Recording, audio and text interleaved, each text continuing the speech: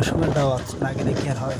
দেখেন কি অবস্থা আমার যাওয়া শুরু প্রথমত বান্দরের নাচ দেখতে খুব আনন্দই লাগলো আমাদের, কিন্তু তাৎক্ষণিক যখন বেসকে দিয়ে আমাদের থেকে চলে যায় বানরটি খুব আশ্চর্য লাগে আর প্রাকৃতিক দৃশ্যটা খুব ভালো।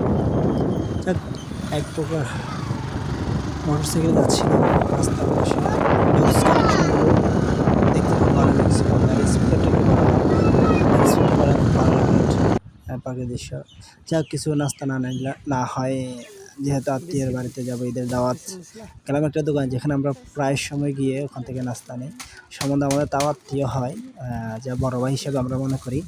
তো শুক্রিয়া, বড় ভাইকে অনেকটা শ্রদ্ধা করি, মানে আর আমাদের খুব ছোটো ভাইয়ের মতো আদর স্নেহ করে। যাক, এখান থেকে আমার পরে শেষে কিছু হালকা নাস্তা নিয়ে নিলাম, যেহেতু আমরা একটা মেহমানদের বাসে যাচ্ছি দাওয়াতের উদ্দেশ্যে। ছোটো ছোটো কিছু বাচ্চা আছে, যা খালি হাতে যাওয়া যায় না, যা হোক নিলাম। আবার নিজ থেকে কিছু দিয়ে নতুন, যাক, থালিটা মোটামুটি একটু বড় করে নিলাম। দেখা যাক, পরিশেষে আবারও রওনা করলাম ইটের সোলিং দিয়ে ধীরে ধীরে। পাশাপাশি ছোটো একটি বাবু দেখতে পেলাম, পুরো রাস্তায় শুনশান ছিল, তার মধ্যে একটা ছোটো বাচ্চা, মনে হচ্ছিল কোনো ছবির ভিলেন বা নায়ক হবে, হাঁটার স্টাইলে ঠিক তেমন ছিল, আমাদের সঙ্গে ছিল। যাই হোক, তার জন্য সকলে দোয়া করবেন, আশা করি দোয়া করলে অনেকটা উপকার।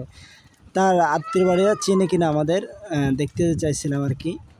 না, মনে হচ্ছে চিনে, পুরোপূর্ণই পরিপূর্ণ চেনার পরে দেখি আত্মীয়দের সাথে দেখা হওয়ার পরে ছোট্ট বাবুটার রিয়েকশানটা কেমন হয় দেখি। আমরা অপেক্ষা করতে থাকি, একটু রিয়েকশানটা আমরা দেখবো ইনশাল্লাহ। এই যে পৌঁছে গেছে এক প্রকার। এ আল্লাহ, দেখেন কি রিয়েকশানটা তাকে পেয়ে, সবাই খুব আনন্দিত। হ্যাঁ, মাশাআল্লাহ, সবাই আনন্দিত।